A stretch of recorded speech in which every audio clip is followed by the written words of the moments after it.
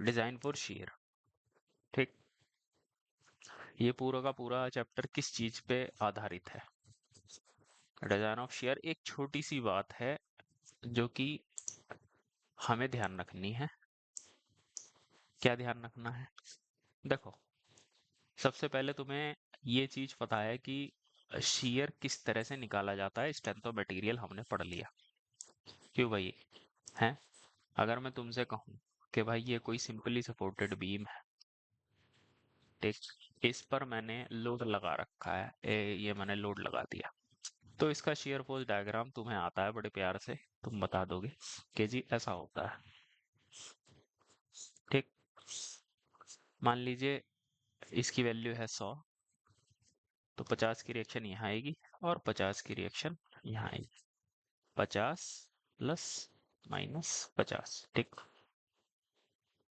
ठीक। अब हमने बेंडिंग को तो समझ लिया। बेंडिंग में बेसिकली क्या है, आपने लोड लगाया, इधर कंप्रेशन आएगा, इधर टेंशन आएगा।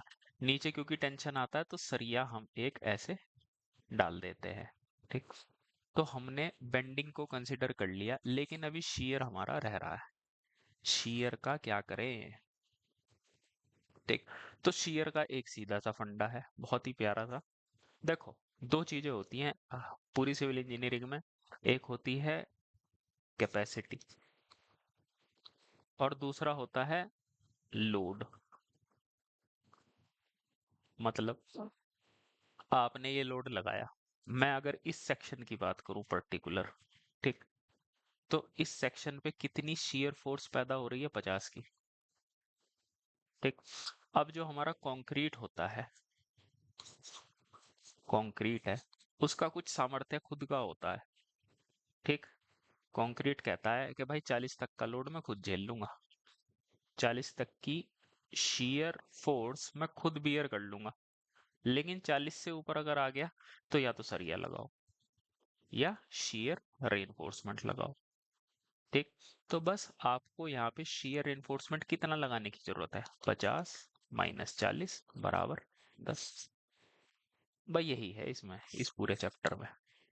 ठीक, कंक्रीट की स्ट्रेंथ कितनी है भाई? तुम्हें दो ही चीजें एस्टिमेट करनी है कि कंक्रीट, अब मान लीजिए आपने कंक्रीट यहाँ पे थोड़ा सा स्ट्रांग लगा रखा है, जिसकी जो शियर स्ट्रेंथ है वो है 100, तो कोई शियर रेनफोर्समेंट लगाने की जरूरत नहीं है, सिंपल।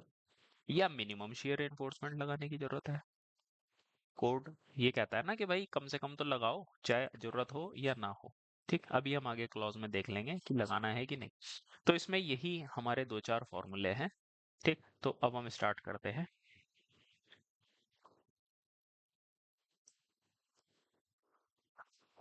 क्या बताया इसने? देखो, पहली बात आप ये जानते हो, जो लिमिट स्टेट ऑफ कोलैप्स है उसमें एक स्टेट हमारी शियर भी है। ठीक, क्या क्या पढ़ा हमने कि भाई टेंशन है, कंप्रेशन है, बेंडिंग है, शियर है, टॉर्शन है, ये सारी आपकी लिमिट स्टेट है। ठीक, अब इसमें और कुछ चीजें, आ जाओ आगे। देखो, ये सब आप जानते हो, शीयर स्ट्रेस डिस्ट्रीब्यूशन कैसा होता है रेक्टेंगुलर के केस में।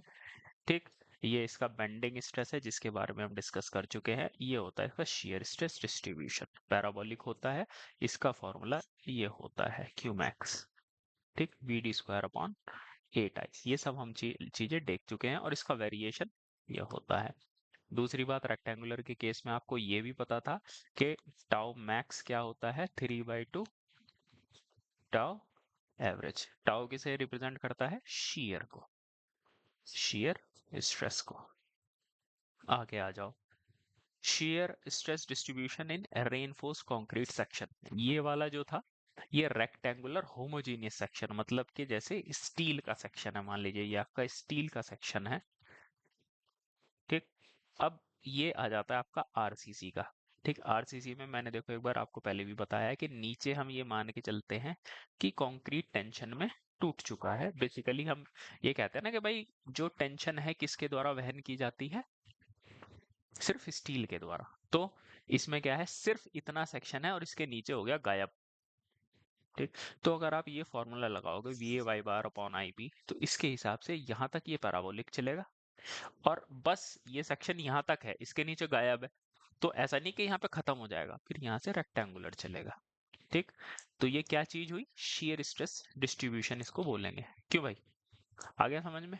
तो इस चीज के ऊपर क्वेश्चन भी आ रखा है। ठीक।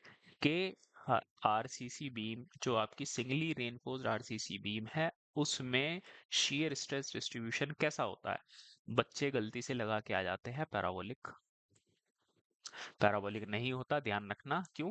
क्योंकि हम ये मान के चलते हैं कि भाई नीचे का हो गया गायब मामला। ठीक, तो यहाँ से फिर आपका कांस्टेंट शेयर स्ट्रेस डिस्ट्रीब्यूशन चलता है। ठीक, तो मुझे लगता है इतना समझ में आ गया होगा, तो इस बात को आप लिखेंगे। ये देखो, इन a reinforced concrete section shear is parabolic only in compression area। Parabolic compression area में, और जो टेंशन एरिया है उसमें रेक्टेंगुलर होता है। ये आप डायग्राम बना लेंगे। चलो, अब क्या कह रहा है, shear stress at any cross section. ठीक है, ठीक है। ये तो, ये देखो, ये इसने क्या किया, मेरे हिसाब से ये तो कुछ अलग चीज नहीं है, तो वही है। शेयर बेसिकली क्या होता है, शेयर फोर्स बराबर D B M by D X, वो ही ये बताना चाह रहा है। मुझे नहीं लगता और कुछ ये अलग कहना चाह रहा है। कुछ खास बात अगर ये कहना चाह रहा हो तो चलो आगे देखते हैं। ऐसा मुझे नहीं लगता यहाँ पे कुछ है। क्यू बराबर V upon B into J D, और ये थोड़ा से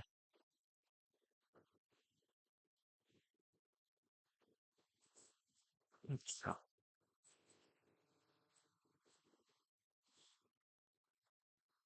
देखो, अब आती है बात नॉमिनल शेयर स्ट्रेस। ठीक। अब क्या है, जैसे फॉर एग्जांपल ये कोई बीम है। ठीक, वही पुरानी वाली बीम ले लेता हूँ। इसका शेयर फोर्स डायग्राम क्या है, इस तरीके का होता है। ठीक, यहाँ पे शेयर फोर्स की वैल्यू है ये। तो अब एक टर्म आती है nominal shear stress. Nominal shear stress basically average shear stress एक तरीके से। तो टाउ भी होता है V upon B T, simple. ठीक। भाई, shear shear force, shear stress बराबर क्या होता है, शेयर फोर्स अपॉन एरिया। तो अभी हम ज्यादा दिमाग ना लगाते हुए 50 बटे area of cross section, effective area of construction. देखो ध्यान रखो, डी छोटे वाला है इसमें, बड़े वाला डी नहीं है, क्योंकि ये चीज भी एसएससी में पहले पूछी जाती थी जब ये छोटे छोटे सवाल पूछते थे।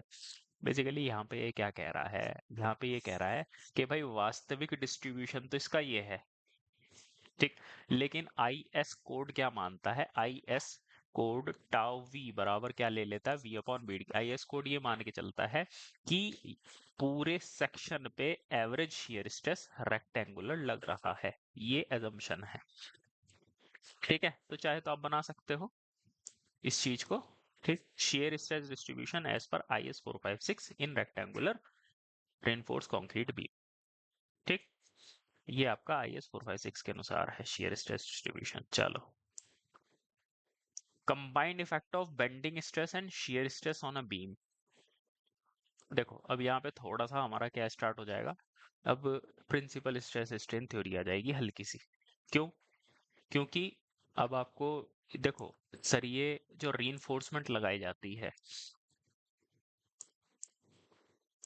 शियर रीइंफोर्समेंट, देखो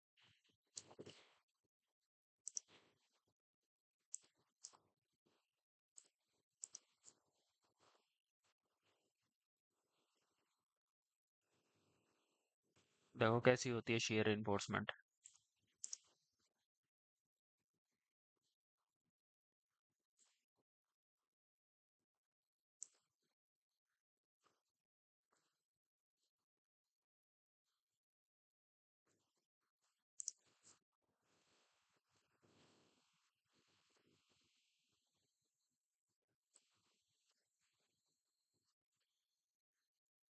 45 डिग्री वाली भी है कहीं पे?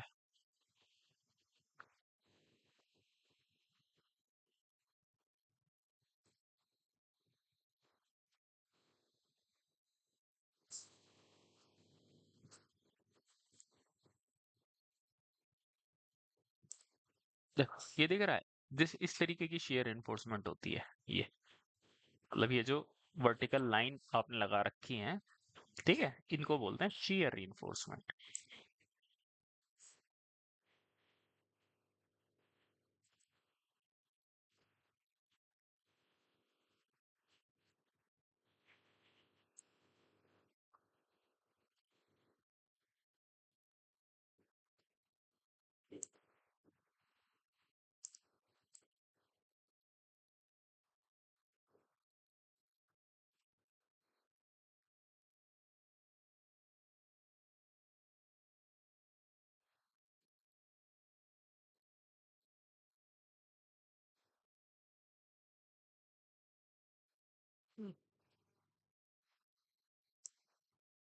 ठीक। अब हमने दो चीजें देख ली। एक तो होती है shear reinforcement, फॉर एग्जांपल जैसे अब हम देखो कुछ बेसिक चीजें हम देख लेते हैं। अ, अधिकतर हमारी बीम पे किस तरीके का लोड लगता है? यूडीएल लगता है,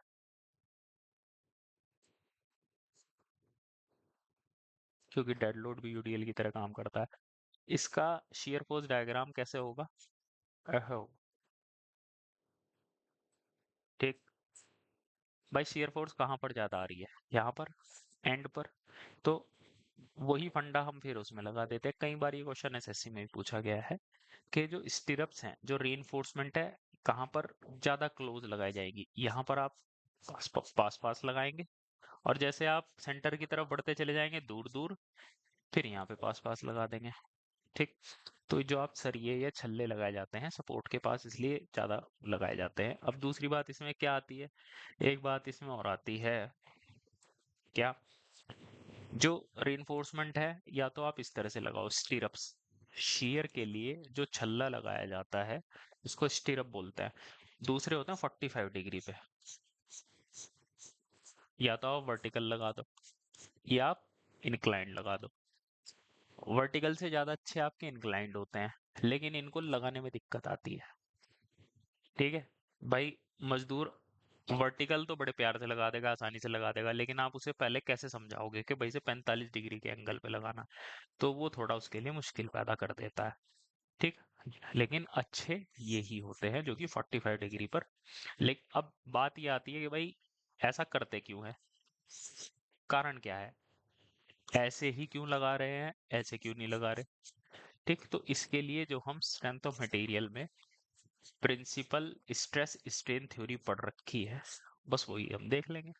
भाई जिस दिशा में ज्यादा स्ट्रेस पैदा हो रहा होगा, उसी हिसाब से सरिया लगाया जाएगा, है ना? चलो तो अब आ जाओ। ठीक। तो अब ये क्या कह रहा है? हम्म जैसे combined effect of bending stress and shear stress. देखो इसने जैसे कुछ पॉइंट्स ले लिए। जैसे सबसे पहला ये इसने अलग अलग पॉइंट लिए हैं।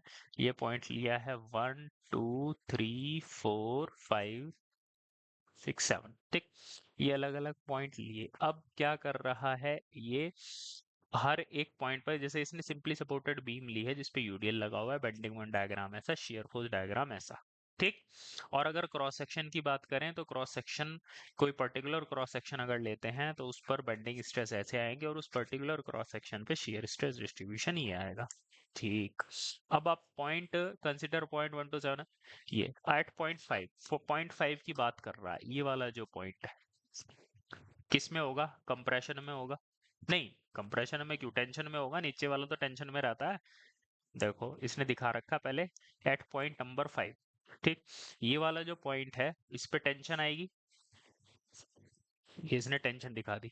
अब बात आती है शीयर किस तरीके से आएगा, शीयर की क्या डायरेक्शन रहेगी? ठीक। देखो बेंडिंग स्ट्रेस हो गया आपका, ये कोई दिक्कत नहीं है। ठीक।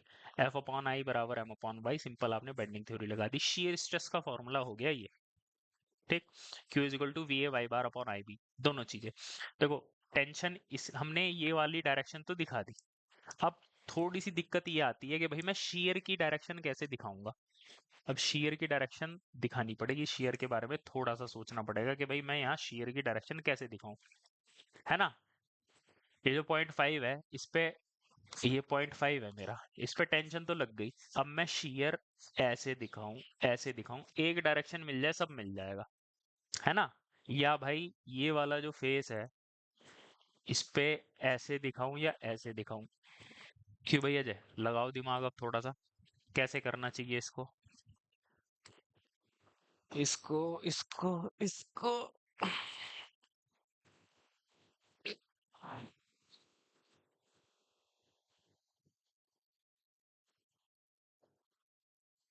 शेयर शेयर शेयर शेयर, इस पे शेयर किस तरह से आएगा, किस तरह से आएगा?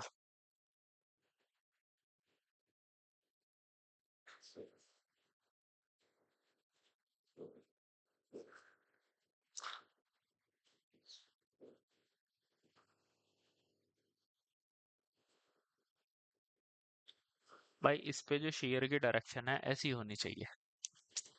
देखो ये पॉजिटिव है। पॉजिटिव शेयर क्या होता है?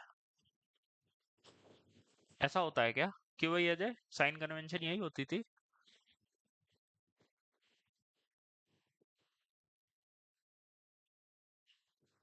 रुको, ये साइन कन्वेंशन को तो छोड़ी, तो साइन कन्वेंशन तो नहीं लगेगा। दिमाग लगाते हैं सिंपल अपना। देखो, लेट से ये है हमारी शेयर फोर्स। ठीक भाई, यूडीएल जितना भी है, इसकी वैल्यू हो गई 50। यहाँ से यहाँ तक टोटल नीचे की तरफ आ गया 10। ठीक, तो ये वाली जो सरफेस है, इस पे कितना लगेगा? 40 लगेगा, अगर मैं इसकी बात करूं। है ना भाई? यहाँ पर मैं अगर शेयर फोर्स लिखना चाहता हूँ इस फेस पे, तो क्या होता है?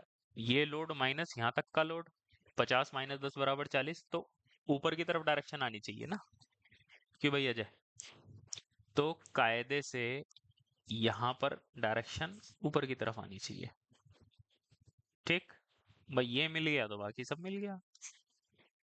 अब मैं देखता हूँ क्या इसने ऐसे ही कर रखा है या इसने कुछ और कर रखा है। देखो यही कर रखा है। ठीक, डायरेक्शन इंपॉर्टेंट किस लिए है? देखो, अब क्या होता है, अब आपने मेजर प्रिंसिपल स्ट्रेस निकाल लो। ये देखो, ये वही फॉर्मूला है जिसके बारे में आप जानते हो। कैसे निकालते थे? Sigma X minus sigma Y by two under root वो वाला। ठीक, जो मेजर प्रिंसिपल स्ट्रेस है P1, ये आपका टेंसाइल आ रहा है। माइनर प्रिंसिपल स्ट्रेस जो है वो आपका नेगेटिव आ रहा है, इस डायरेक्शन में आ रहा है। तो बेसिकली अब अगर आप इन सब चीजों को देख लो, ये सब हटाओ, क्योंकि अब आपने प्रिंसिपल स्ट्रेस निकाल लिए, ये किसी काम के नहीं रहे। तो ये जो एलिमेंट आया, ठीक भाई, ये जो आपने बाहर लोडिंग कंडीशन लगा रखी थी, उसके कारण अल्टीमेटली हो क्या रहा है? उसके कारण अल्टीमेटली ये हो रहा है कि ये जो बेचारा प्रिंसिपल स्ट्रेस है, इस तरीके से, इस तरीके से, इस तरीके से और इस तरीके से, अब आप किसी चीज को पकड़ के खींच रहे हो। ठीक है, तो बेसिकली अभी मैं इन दोनों, बेसिकली ये टूटेगा कैसे? क्रैक इस डायरेक्शन में पड़ेगी। क्यों भैया जाए? भाई ये वाली फोर्स क्या चाहती है? ये वाली फोर्स चाहती है कि ऐसे टूट जाए ये। और ये जो कंप्रेशन है, ये भी से इस डायरेक्शन में ही। भाई ये फोर्स जो कंप्रेशन फोर्स लग रही है, एक तरीके से ये इसको मदद ही तो कर रही है। तो ऐसे टूटेगा हमारा सरिया, ऐसे टूटेगा हमारा कंक्रीट। तो बस आपको सरिया किस डायरेक्शन में लगाना है? At point. तो फिर सरिया ऐसे लगाओ कि इसको क्रॉस करता हुआ निकले। तो जहां तक सरिया जो इसमें लगाया जाएगा, इस डायरेक्शन में लगाया जाएगा। एक minute. cracks will develop in the P2 direction, so shear reinforcement is provided in the P1 direction। ठीक, देखो ये जो आपके क्रैक इस तरीके से पड़ेंगे, तो इसलिए आप क्या करते हो, आप सरिया इस डायरेक्शन में लगा देते हो। आगे बात समझ में? तो ये जो है, यहाँ पर हम सरिया कैसे लगाएंगे? ऐसे, ऐसे, ऐसे, और यहाँ पर सरिया कैसे लगा देंगे? ऐसे, ऐसे, ऐसे। क्यों? क्योंकि शेयर की डायरेक्शन क्या हो गई? अपोजिट हो गया, शेयर नेगेटिव हो गया। तो जो सरिया है हमारा, उस क्रैक को आगे बढ़ने नहीं दे रहा। ठीक है बच्चे, तो ये चीज आपको समझने की जरूरत है। ठीक, आगे देखो, जैसे 0.4, अब इसने 0.4 ले लिया, ये वाला पॉइंट 0.4, ये तो कंप्रेशन में है। एट 0.4, चलो 0.4 यहीं देख लेते हैं। देखो 0.4 में क्या आ गया? कंप्रेशन। ठीक, बाकी शेयर तो ऐसे ही है, शेयर तो यही रहेगा। 0.4 है कहाँ पे? ये है 0.4। शेयर की डायरेक्शन सेम रहेगी, बस टेंशन की जगह क्या हो जाएगा? कंप्रेशन। अब हम प्रिंसिपल स्ट्रेस देख लेते हैं क्या बताता है। ठीक, अब इसने प्रिंसिपल स्ट्रेस बताए हैं, तो ये क्रैक की डायरेक्शन ये पड़ेगी। नहीं तो 0.7 है, 0.4 कहाँ गया भाई? ये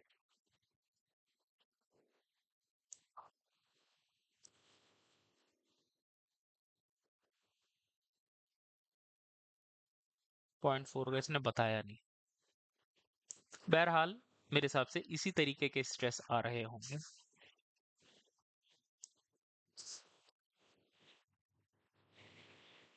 ये माइनर प्रिंसिपल ये,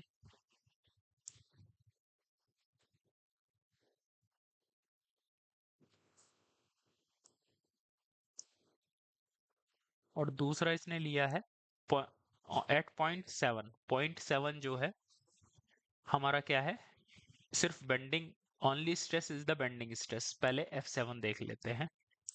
ये ये वाला जो पॉइंट है, ठीक। यहाँ पर देखो शेयर तो नहीं आएगा, क्यों? क्योंकि शेयर फोर्स जीरो है यहाँ पे, सिर्फ टेंशन स्ट्रेस आएगा। इसलिए यहाँ पर सरिया लगाने की, क्या मतलब स्टिरअप लगाने की जरूरत नहीं है। यहाँ पर आपको क्या लगाना पड़ेगा? longitudinal reinforcement. So longitudinal reinforcement is provided in the shear reinforcement.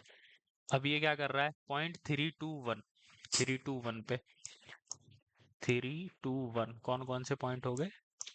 ये 321, ये वाले जो पॉइंट है, यहाँ पर क्या है? शेयर स्ट्रेस मैक्सिमम है, ठीक। ये देखो शेयर स्ट्रेस मैक्सिमम है भाई। ये जो पॉइंट है, ये वाला, इस पॉइंट की बात कर रहा है। यहाँ पे जो बेंडिंग स्ट्रेस है वो तो हो गया जीरो, ना तो टेंशन ना कंप्रेशन, लेकिन क्या है यहाँ पे? शियर है। और शियर कैसा होगा भाई? यहाँ पे फोर्स ऊपर की तरफ लग रही है, ये ये और ये, ठीक। अब अगर प्योर शेयर की कंडीशन है, प्योर शेयर की कंडीशन में किस तरीके के टेंशन प्रिंसिपल स्ट्रेस जनरेट होता है? ऐसे, ऐसे, ऐसे और ऐसे, बिल्कुल थोड़ा उसी तरीके के 45 डिग्री पे। तो यहाँ पे जो आपका, देखो ये इसने दिखा रखा है, इस तरीके की shear reinforcement की रिक्वायर होती है, ठीक। आगे बात समझ में? देखो इसको बोलते हैं डायगोनल टेंशन। आई बात समझ में? समझ रहे हो बेटा? डायगोनल टेंशन मैं आपको पहले भी समझा चुका हूँ। कोई ऐसी सिचुएशन, कोई ऐसा पॉइंट जिसपे सिर्फ shear पैदा हो रहा है, ठीक। तो इसकी, इस एलिमेंट पे जो प्रिंसिपल स्ट्रेस पैदा होंगे वो कुछ ऐसे पैदा होंगे, इस डायरेक्शन में टेंशन, इस डायरेक्शन में कंप्रेशन। तो बेसिकली ये कंप्रेशन भी इस टेंशन को मदद कर रहा है, तो टूटेगा तो ये इस तरीके से टूटता चला जाएगा। आगे बात समझ में? डायगोनल टेंशन और डायगोनल कंप्रेशन। चलो, P1 is it is called diagonal tension in beams, first crack start due to diagonal tension only, direction is 45 degree, ठीक। तो ये आप डायग्राम जरूर बनाएंगे, किस तरह से क्रैक डेवलप हो रहे हैं अपने प्रिंसिपल स्ट्रेस स्ट्रेन की थ्योरी, इसलिए मैंने ये सब पहले पढ़ाया था, ठीक। तो ये हो गया हमारा सरिया का। तो देखो बीम में first crack start due to this diagonal tension only. Beam में जो पहला क्रैक आता है डायगोनल टेंशन के कारण आता है, और डायरेक्शन ऑफ इस क्रैक की डायरेक्शन 45 डिग्री होती है। तो इस वजह से आपका जो shear reinforcement है इस तरह से लगाना चाहिए। अब बात आती है shear ट्रांसफर मैकेनिज्म की, कि shear भाई ट्रांसफर किस तरह से होता है, ठीक। shear ट्रांसफर मैकेनिज्म का क्या मतलब है? जैसे आप लोड लगाओगे, बीम में shear स्ट्रेस जनरेट होगा, तो आप लोड बढ़ाते चले जाओ, shear स्ट्रेस बढ़ता चला जाएगा। एक पॉइंट ऐसा आता है कि बीम आपकी क्रैक कर जाएगी। तो बेसिकली ये जो shear ट्रांसफर मैकेनिज्म है वो ये पूछता है कि सबसे पहले जो आप लोड लगाते हो सबसे ज्यादा कौन लेगा, फिर उसके बाद और बढ़ाया तो और कौन लेगा, ठीक। तो अब ये क्या कह रहा है? shear from one plane to adjacent plane in a concrete get transferred in many ways. The unbalanced vertical force, that is shear force at a section, is balanced by। अब ये क्या कह रहा है कि भाई जितना भी हम लोड लगाते हैं वो किस तरह से वहन किया जाता है, वो वाली बात है। तो अब इसने दुनिया भर की फोर्सेस दिखा रखी हैं ये, ठीक है। अब जो आपकी shear स्ट्रेस आ रहा था किस तरह से बियर किया जाता है वो हम देखते हैं।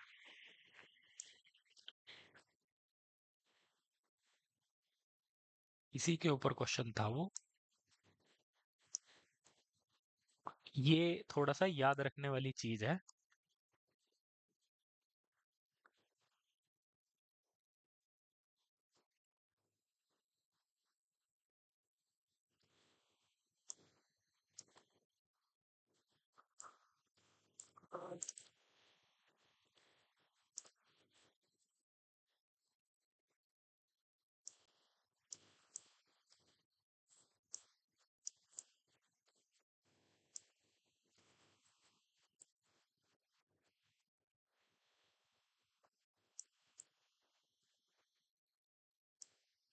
देखो पहला क्या है, shear resistance of uncracked portion of concrete। पहले हम ये मान के चलते हैं भाई, देखो हम अपना कंक्रीट कैसा मान के चलते हैं कि भाई ये क्रैक हो चुका है, क्रैक मतलब टेंशन में इसमें क्रैक आ चुके हैं, तो हम उस वाली स्टेज को लेके चलेंगे। स्ट्रॉन्ग स्टेज को लेके नहीं चला जाता, हम हमेशा मटेरियल को वीक मान के चलते हैं ताकि हमारी बिल्डिंग स्ट्रॉन्ग बने।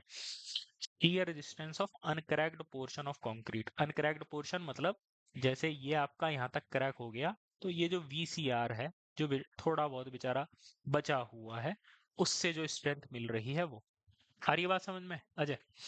जो शीयर रेजिस्टेंस है, मतलब कि जो शीयर को प्रतिरोध मिलता है, जितनी शीयर फोर्स आ रही है वो किन किन हिस्सों से मिलकर बना है, ड्यू टू अनक्रैक्ड पोर्शन, ये थोड़ा सा अनक्रैक्ड पोर्शन बचा हुआ है कंप्रेशन में, जिससे क्या मिल रहा है, जिससे स्ट्रेंथ आ रही है। दूसरा क्या है,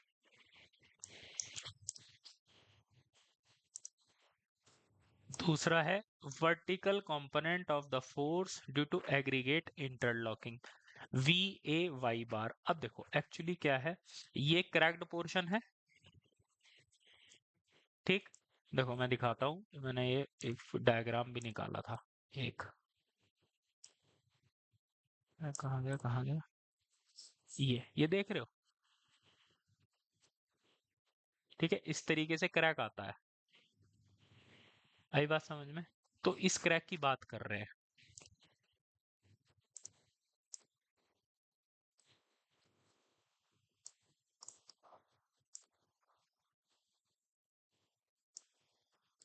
ठीक।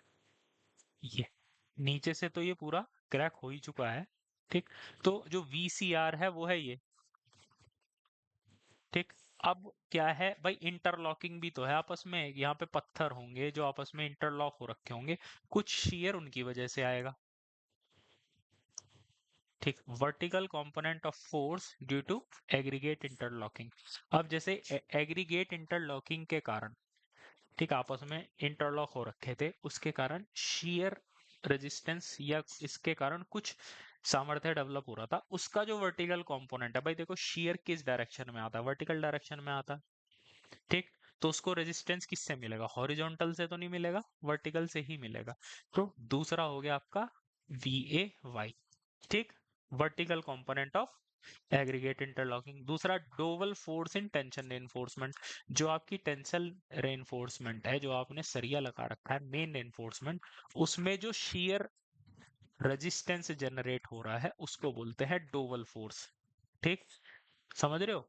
भाई जो हमारा सरिया है उसमें आ रही होगी टेंशन, लेकिन हम इस टेंशन की बात नहीं कर रहे, हम बात कर रहे हैं जो शीयर का प्रतिरोध वो पैदा कर रही है, ठीक।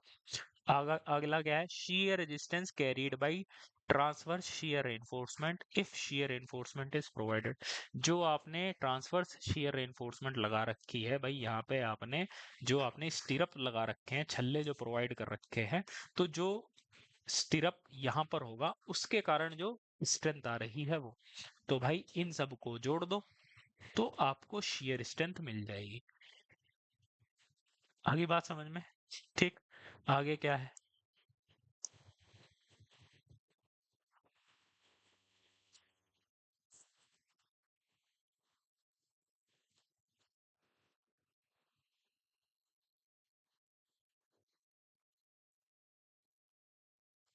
इतनी बात आ गई समझ में, चलो। अब हम आ जाते हैं फॉर्मूलाज पे, क्वेश्चन पे। नॉमिनल शेयर स्ट्रेस क्या है, प्रिज्मेटिक बीम, भाई नॉमिनल शेयर स्ट्रेस का हमने फॉर्मूला अभी अभी पढ़ा था, shear force upon this, ठीक। नॉन प्रिज्मेटिक बीम, हाँ अब ये इंपॉर्टेंट है, ठीक। प्रिज्मेटिक बीम के केस में, प्रिज्मेटिक बीम आप जानते हो जिसका क्रॉस सेक्शन कांस्टेंट रहता है, चाहे सर्कुलर हो, चाहे रेक्टेंगुलर हो, चाहे आई सेक्शन हो। अब आगे देखो, non prismatic beam, the beam of varying depth, the nominal shear stress incorporates the effect of angle beta at which tensile force is inclined to the horizontal। इसमें थोड़ा सा लोचा है, देखो इसका एक तो फॉर्मूला याद करना पड़ेगा, कहाँ गया ये दो फॉर्मूले होते हैं इसके, एक तो होता है वी यू ये, और एक ये V U net V U plus upon M U by D tan beta और V U minus V U by D tan beta. क्या चीज है ये? देखो, पहले तो इतना समझो भाई, हमने टाउ वी का क्या फॉर्मूला पढ़ा था? V U upon B D. ठीक। ये किस केस में है? प्रिज्मेटिक के केस में। अगर नॉन प्रिज्मेटिक बीम है तो एक नई चीज इंट्रोड्यूस हो जाती है, बस इतना सा portion, plus minus M U by D into tan beta. ठीक। एम यू क्या है, डी क्या है, बीटा क्या है? ठीक। देखो, एम यू क्या हो गया भाई, इस सेक्शन पे बेंडिंग मोमेंट। ठीक, बेंडिंग मोमेंट डायग्राम आपने बना रखा होगा, उसका बेंडिंग मोमेंट। डी क्या है, यहाँ पर डेप्थ, बीम की डेप्थ क्या है? ठीक। टेन बीटा क्या है वो अभी हम देख लेते हैं। देखो, शेयर फोर्स डायग्राम, ये देखो, टेन बीटा होता है हॉरिजॉन्टल से एंगल कितना वो बना रहा है, as per nominal shear stress the for beam carrying ये प्लस माइनस। देखो, इसने दो चीजें बताई हैं, बीटा को प्लस कब लिया जाएगा और बीटा को नेगेटिव कब लिया जाएगा।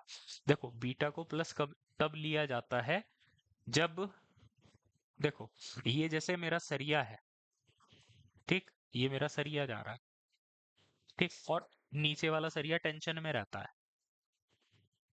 ठीक। तो ये टेंशन फोर्स इसने दिखा रखी है, ठीक, ये इस पे लग रही है टेंशन फोर्स। तो इसके अगर मैं दो हिस्से बनाऊं, एक इधर आ जाएगा, एक इधर आ जाएगा, तो बेसिकली ये टेंशन फोर्स क्या कर रही है, शियर फोर्स को बढ़ाने का काम कर रही है, नहीं, ये कम करने का काम कर रही है।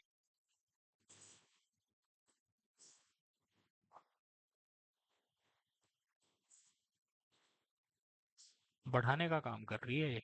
भाई देखो, वी यू नेट नीचे की तरफ, और ये वी यू नेट, ना ना ना ना ना ना, V U minus T U beta, T U tan beta shear force diagram. तो बेसिकली ये क्या काम कर रही है, जैसे आपने शेयर जो है टी यू टेन बीटा नीचे की तरफ आ गया। देखो, एक्चुअली होता क्या है, फंडा क्या है, मैं तुम्हें ये बताऊं इसमें।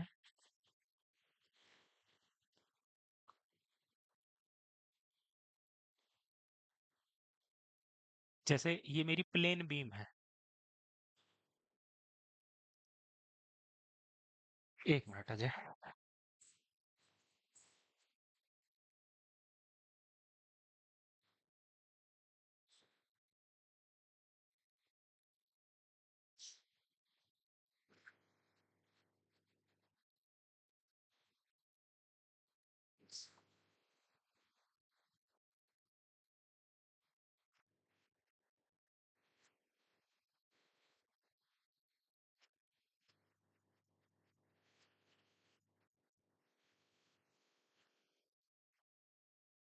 हाँ अजय, देखो, ये चीज मैं आज ही समझ पा रहा हूँ, क्योंकि पहले तो मतलब मैंने फॉर्मूला याद कर रखा था, लेकिन अब समझ में आ रहा है ऐसा क्यों करते हैं प्लस माइनस।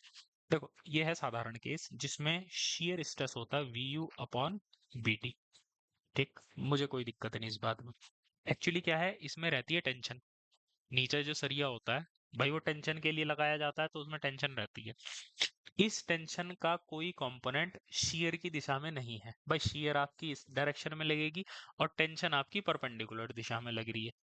तो आपस में कोई भी दो फोर्सेज अगर एक दूसरे के परपेंडिकुलर हैं, इसका मतलब दोनों एक दूसरे को प्रभावित नहीं कर रहे हैं।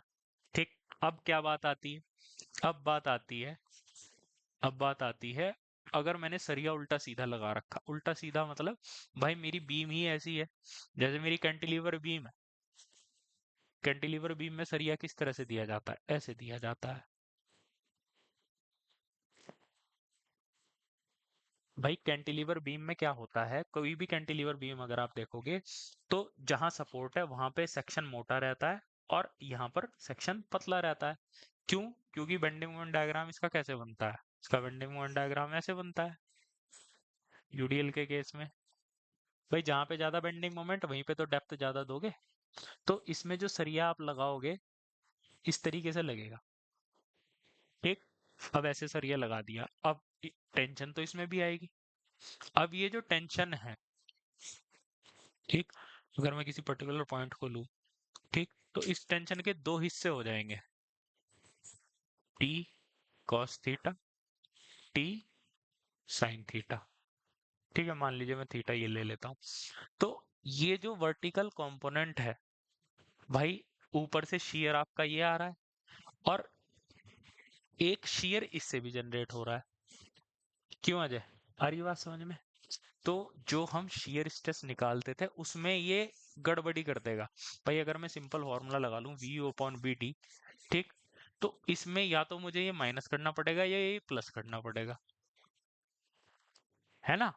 अब माइनस कहाँ करना होता है भाई? माइनस वहां पे करना होता है जहां पे, जैसे ये मेरी टेंशन फोर्स है, वो जो मेरे ऊपर शेयर का लोड आ रहा है, अगर वो उसे कम कर रही है, बेसिकली ये क्या है, आप शेयर स्ट्रेस ही तो लिख रहे हो, ये शेयर फोर्स ही तो ही, वहां जहां पे शेयर को वो कम कर रहा है तो भाई माइनस कर दिया, ज्यादा कर रहा है तो प्लस कर दिया।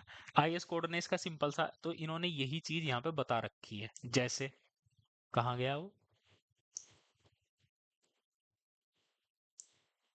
हाँ, जैसे ये वाला केस है, कोई पर्टिकुलर केस है, ठीक, इस केस में क्या हो रहा है, जो आपकी टेंशन है टी यू टेन बीटा, ये नीचे की तरफ लग गई, ठीक भाई, पहले ही शेयर आपका इस डायरेक्शन में है, और ये जो नीचे वाले सरिये में जो टेंशन है उसने और बढ़ा दिया इसको, ठीक। तो इसके कारण से जो है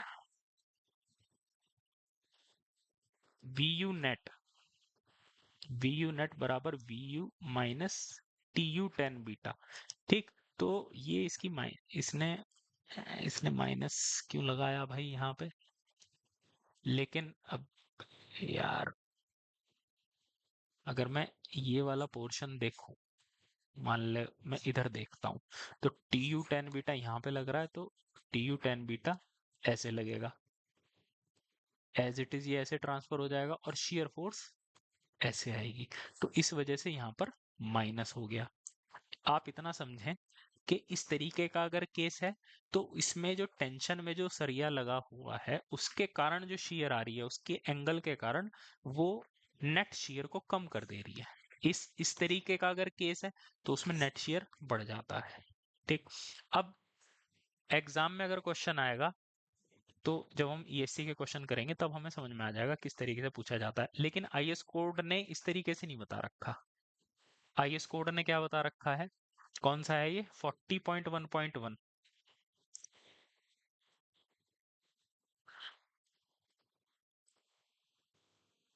40.1.1 कहाँ है? आरसीसी माय फेवरेट, यस 456,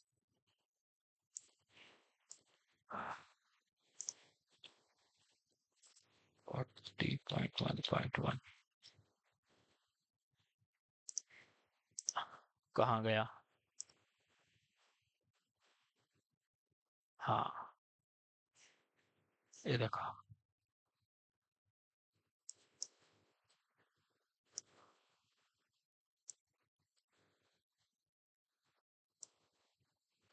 ये तो हमने पढ़ लिया, टाउ वी बराबर वी अपॉन बी डी, ठीक। ये ना आईएस कोड तुम निकाल लेना, निकाल लेना मतलब, या तो इसका प्रिंट निकाल लेना, और नहीं तो मार्केट में जाके खरीद लेना। ये कितना, 114 पेज का है, ठीक। और जो जो मैं कोड बता रहा हूँ, क्योंकि बेटा तुम्हें ये, मुझे तो ये पूरा लगभग रटा हुआ ही था एग्जाम के टाइम पे, तो तुम्हें भी ये चीज एक तरीके से रट जानी चाहिए। 114 पेज है, 114 बटे दो करो, दो पंजे 10, दो सत्ते 14, 57, मतलब 75 या 100 रुपए में तुम्हारा आईएएस कोड आ जाएगा, ठीक है। अब क्या है, वी यू, अब ये फॉर्मूला है, अब इसने बता रखा है इतना ज्यादा, इसने कहा है कि भाई तुम केसरिया जो टेंशन एनफोर्समेंट है उसके कारण प्लस हो रहा है, माइनस हो रहा है, ये कहता है ये कोड, इतना दिमाग मत लगाओ। मैं एक छोटी सी बात बता देता हूँ, उसे ध्यान रख लो, तो प्लस माइनस तुम्हारा सिंपल हो जाएगा। In the case of beam of varying depth, ठीक, ये इक्वेशन उसने बता दी, ठीक, angle between the top and bottom edges, beta क्या है, बीटा पे आ जाता है, angle between the top and bottom edges bottom edges of the beam, मतलब कि जो बीटा एंगल है, जो टॉप की एज है और जो बॉटम की एज है, वो वाला एंगल। द नेगेटिव साइन, ये है हमारे काम की चीज। जो नेगेटिव साइन है फॉर्मूला में अप्लाइज, भाई नेगेटिव कब लगाते हैं? When the bending moment mu increases numerical in the same direction as the depth d increases, and the positive sign when the moment decreases numerically in this direction। क्या कह रहा है भाई? ये कह रहा है, इसे इधर लो पहले तो।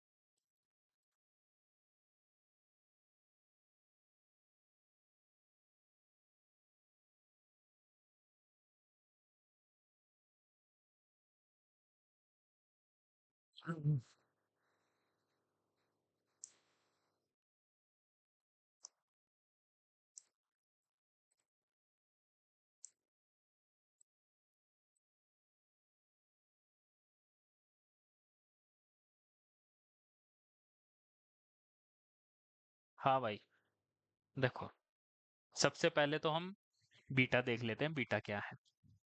Angle between the top and bottom edges. मान लीजिए ये हमारी बीम हुई, ये कैंटिलीवर बीम है, ठीक।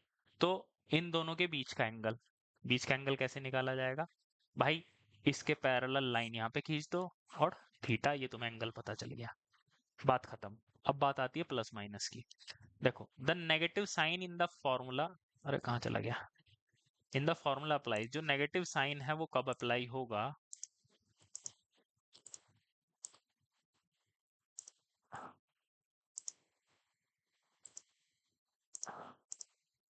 applies when the bending moment mu increases numerically in the same direction as the effective depth d increases। क्या मतलब हुआ?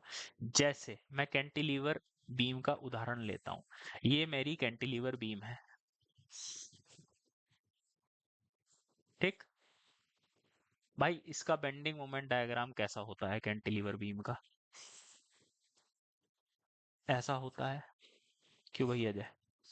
तो इस डायरेक्शन में डेप्थ बढ़ रही है भाई, जैसे इधर की तरफ चल रहे हो तो डेप्थ बढ़ती चली जा रही है। इस डायरेक्शन में बेंडिंग मोमेंट भी बढ़ रहा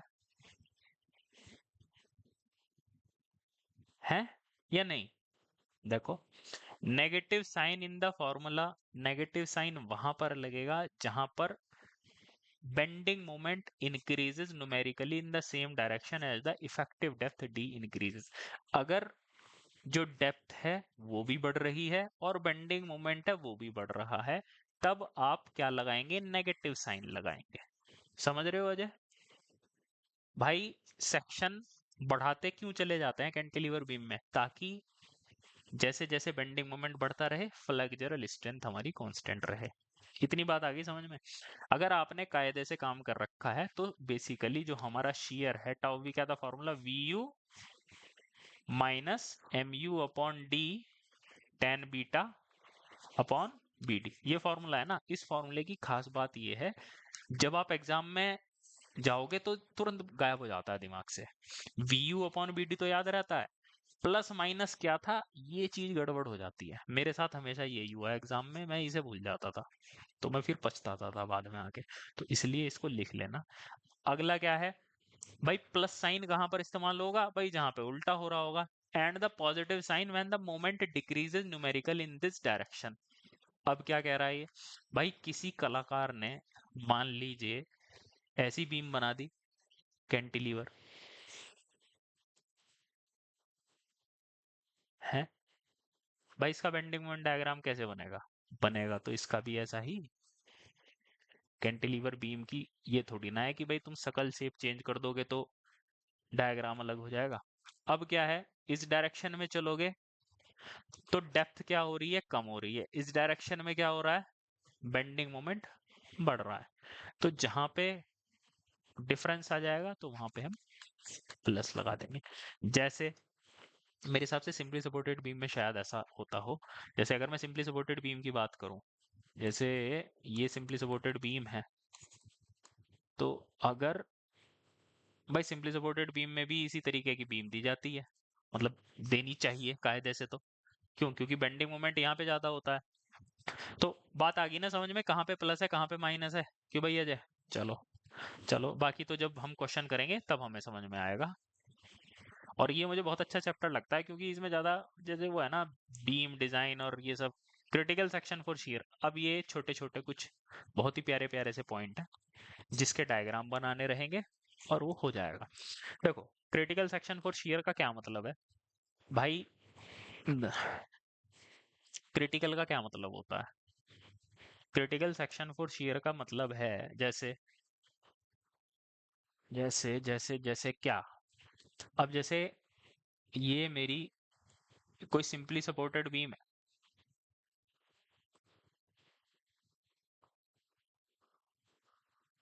वास्तविक रूम से तो रूफ से ऐसे दिखाई देगी।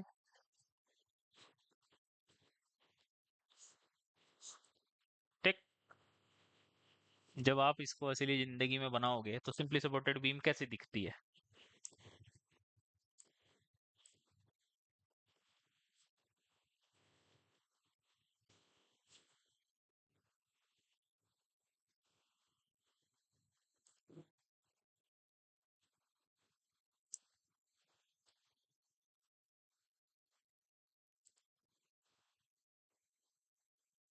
ये देखो, ये देखा है?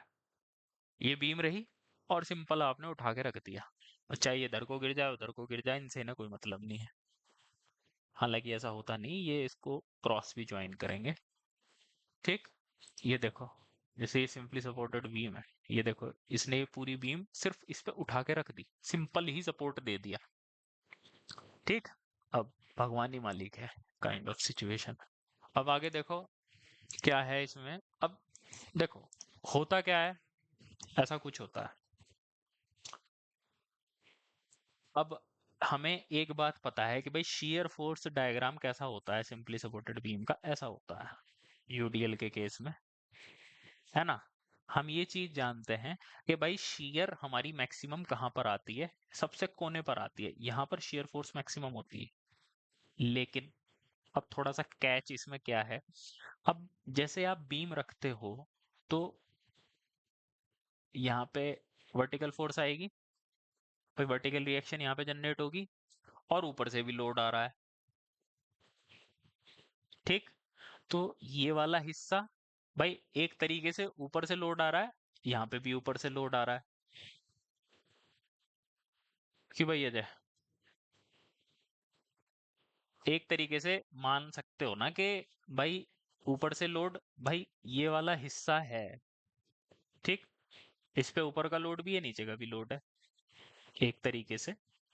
मैं अगर थोड़ा सा जो यूडीएल इसके ऊपर है मैं सिर्फ इधर ही दिखा दूं तो ये वाला जो हिस्सा है, अगर मैं सिर्फ इस पोर्शन की बात करूं तो इसमें ऊपर से भी लोड आ रहा है बेचारे पे और ऊपर से भी नीचे से भी आ रहा है।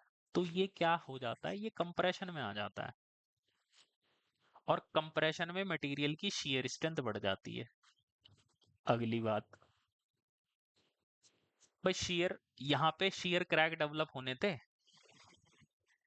ऐसे डेवलप होते शियर क्रैक, ऐसे ही तो होते हैं। अब तुम यहाँ पे, तुमने यहाँ पे लगा दिया कंप्रेशन, अपने आप ही कंप्रेशन आ गया। तो इस वजह से यहाँ पे जो कंक्रीट की शियर स्ट्रेंथ है थोड़ी सी बढ़ जाती है। तो अब क्या होता है, तो इसलिए हम जिस शियर के लिए इसे डिजाइन करते हैं, कायदा क्या है? कायदा तो ये है कि भाई इसका शियर फोर्स डायग्राम बनाओ, और क्योंकि ये मैक्सिमम वैल्यू है इसके अनुसार इसे डिजाइन करके खत्म कर दो। लेकिन हमें अपने थोड़े पैसे भी बचाने हैं, हम क्या करते हैं कि नहीं भाई, क्योंकि यहाँ पे तो कंप्रेशन के कारण इसकी स्ट्रेंथ बढ़ जा रही है, शियर स्ट्रेंथ बढ़ जा रही है, हम थोड़ा सा आगे चलते हैं। हम यहाँ से डी डिस्टेंस पे जाते हैं और यहाँ पर कौन सी शियर है, यहाँ पे ये शियर है थोड़ा कम। तो हम जो शियर रेनफोर्समेंट बनाएंगे इस रेनफोर्समेंट के अनुसार, इस शियर के अनुसार बीम को डिजाइन किया जाता है। आगे बात समझ में? तो इस सेक्शन को बोलते हैं क्रिटिकल सेक्शन। ठीक, आगे बात समझ में? कहाँ गया? देखो,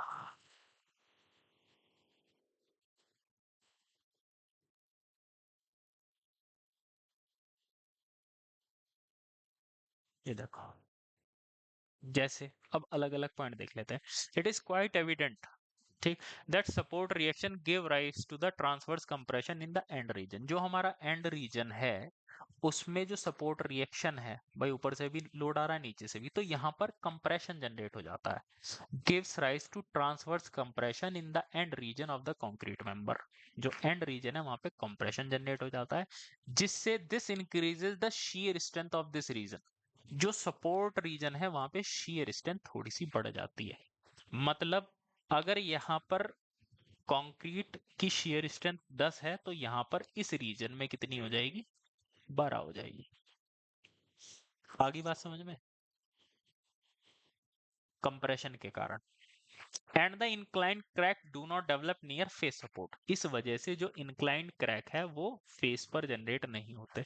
इस केस में the critical section is located at section D from the face support. जो फेस सपोर्ट है उससे डी सेक्शन पर, थोड़ी सी डी डिस्टेंस पर आप चले जाते हो। ठीक, तो ये है सिंपली सपोर्टेड का केस। ठीक, ये डायग्राम बनाओगे, ये लिखोगे और जो मैंने एक्सप्लेनेशन दी है वो लिखोगे। आगे आ जाओ, ये वाला केस यहाँ पर क्या है, the beam portion between this critical section और ये ना। हाँ, अब ये कह रहा है कि भाई the beam portion between this critical section for shear and the face of the support.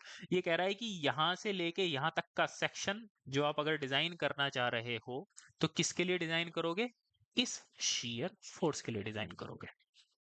समझ रहे हो भाई? अगर आप shear फोर्स डायग्राम बनाते हो तो यहाँ पे shear फोर्स आएगी 100 और यहाँ पर आएगी 80। ठीक, लेकिन ये और यहाँ पर आएगी आपकी 90, सॉरी 95, यहाँ पे आएगी 90।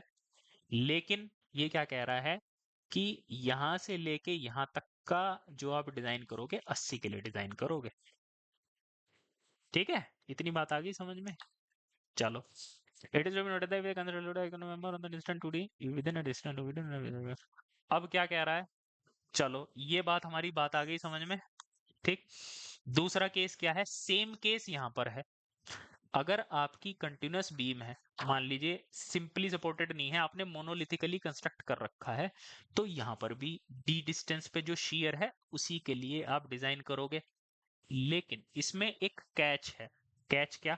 कोई बहुत ज्यादा हैवी लोड अगर इसके फेस से 2D डिस्टेंस, डी क्या है, ये वाला डिस्टेंस तक अगर कोई हैवी लोड लग रहा है तो यहाँ की अगर मैं बात करूं तो जो शियर यहाँ पर आ रहा है उसी के लिए आप डिजाइन करोगे। हालांकि ये चीज तो मैंने कभी नहीं देखा एग्जाम में पूछी गई, यही चीज पूछी जाती है, यही चीज पूछी जाती है। लेकिन चलो भाई एक एक्स्ट्रा पॉइंट हम लिख लेंगे कि कोई अगर बहुत हैवी लोड अगर काम कर रहा है, कितनी दूरी पे काम कर रहा है, अगर यहाँ पे काम कर रहा होगा, यहाँ लग रहा होगा, तो हम वो नहीं करेंगे।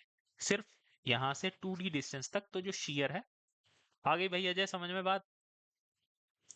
चलो आगे क्या है, इसी तरीके से ये केस है, कोई आपकी उल्टी एल बीम है, यहाँ पर कोई कंप्रेशन नहीं जनरेट हो रहा। जहां कंप्रेशन जनरेट होगा भाई ये तो लटका हुआ है ना, ना कंप्रेशन, यहाँ तो टेंशन ही जनरेट हो रखा है, तो इसलिए जो शियर फोर्स सतह पर आ रही है, फेस पर आ रही है, उसी को लेकर आप डिजाइन करेंगे। ठीक, और ये वाला क्या है भाई, यहाँ पे तो होना चाहिए, ये क्या है, critical section for shear at supports. इसका क्यों नहीं बताया इसने? क्रिटिकल सेक्शन यहाँ पर क्या है, ये कौन सा है? यहाँ पे तो यार यहाँ पे तो कंप्रेशन जनरेट हो रहा है, इस डायग्राम को मत बनाना। ठीक। अब हम आ जाते हैं नेक्स्ट, उस पे नेक्स्ट हम अगली क्लास में देखेंगे। Design is shear stand for concrete without shear reinforcement. ठीक। अब दो चार ये फॉर्मूला हमें याद नहीं करना, हमें सिंपल दो चार बातें याद रखनी है इसमें। ठीक। अब हमारा मोस्टली काम हो गया है। ठीक, बाकी हम पढ़ेंगे अपने कल के लेक्चर में। ठीक है। Okay bye.